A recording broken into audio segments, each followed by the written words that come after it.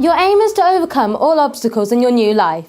Remember that it's important to consider and manage your finances efficiently. Let's begin. Each player begins with an obstacle form, which they must complete in order to finish the game. Examples of such obstacles are things like starting university or initiating a business. In order to overcome these, they must go to the necessary categories shown on the board. All players begin in the centre of the board on the Financeville logo. Each player can roll the die once per go and choose the direction in which they wish to travel. On the next go, however, the player must continue in this direction until they reach a specific destination.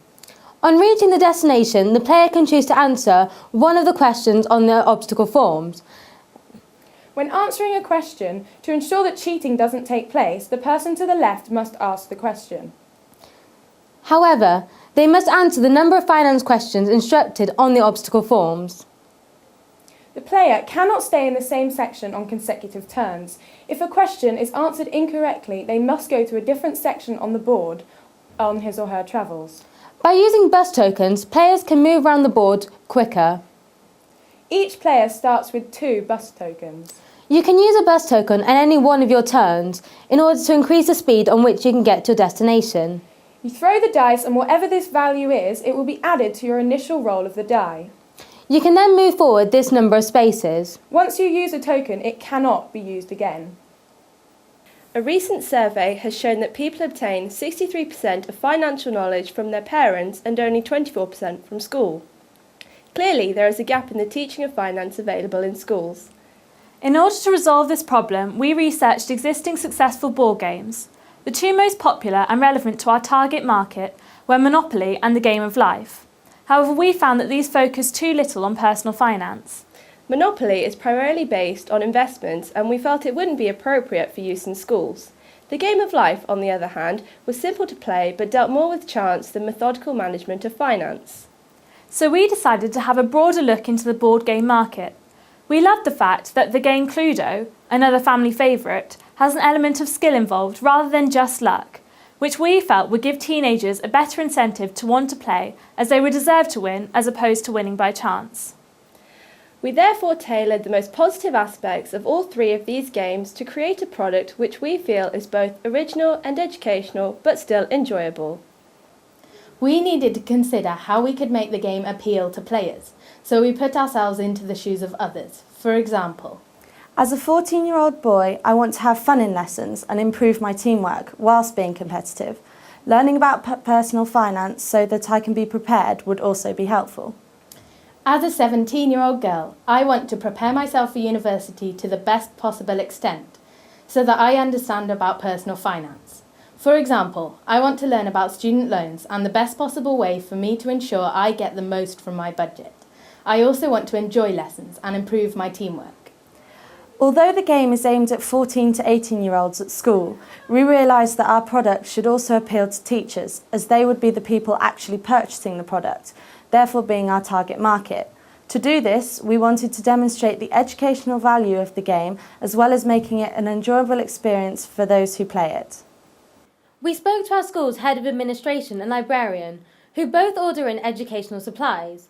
They told us that most schools ordered educational supplies to the internet and catalogues, so we felt it would be relevant to research into how this could be achieved. One solution was to publish an advert online and in the magazine of Times Education. Facebook nowadays is also a very effective way of advertising, and if young people see the game and it appeals to them, this could create pressure upon teachers. We also decided that another good approach would be to create a flyer to distribute to the appropriate representatives of schools. We found that merely sending flyers to schools is a waste of time, as most of the time they'll just end up being disposed of. We would need to contact the specific person involved with PSHE. Furthermore, creating a web page to promote the product would raise awareness of our product among schools, especially since the majority of ordering is often done through the internet nowadays. We have created a brief business plan to outline how we feel the product could be promoted and successful. In year 1, we need to raise the finance in order to produce the board game by approaching banks for a loan. We predict that for simply producing 1,000 board games, it will cost approximately £6,000. Another way to raise both money and awareness would be to find a suitable sponsor. We would then hope to introduce the board game into our own school and as many local schools as possible. Then we would begin to contact or advertise as many schools as possible and hopefully accumulate an interest by proving that the game is effective and fun due to the success in the original schools. By year 3, we hope to have created a computerised product, be sold nationwide and start to develop the game for other financial systems of other countries. We believe that this game has a great opportunity to be expanded and updated constantly. We have also created an outline of the costings. In order to obtain a substantial profit, we initially had to weigh up potential income and expenditure. We contacted bespoke board game companies to request a manufacturing cost for our board game. Producing 1,000 board games would cost approximately £6,000, meaning the manufacturing and material costs for each unit would be £6. We then decided that to maximise our profit whilst keeping the retail price reasonable, we would sell each unit at £12, giving ourselves a £6 profit per sale. Having found out that there are around 4,000 secondary schools in the UK, we estimated that we would sell one game to one school in each of the 92 counties in the UK at manufacturing price in order to promote our product. We would estimate to then sell around 250 units in year 2. In year 3, in order to pay off the £6,000 loan used to produce the initial 1,000 units, we would have to sell 408 board games, which we believe is a reasonable quantity. By the end of year 3, we hope to have sold a minimum of 875 units in order to pay off the loan, including advertising costs.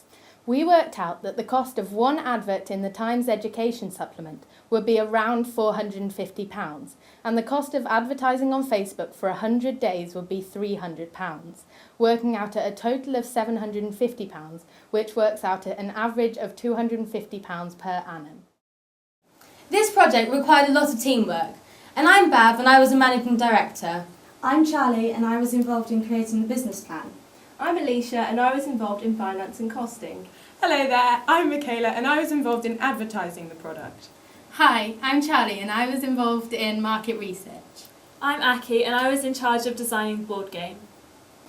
Doing this project meant a lot to us individually. For example, I learnt a lot about how I could manage my personal finance in university. I particularly enjoyed working with the rest of the team and learning how to communicate as a group. It has taught me a lot about how I can adapt this for my business in the future. I enjoyed managing the creative aspects of the board game. I learned a great deal about time management and how to meet deadlines. I personally enjoyed working together with my friends in order to complete the challenge. Financeville. Play your way to success.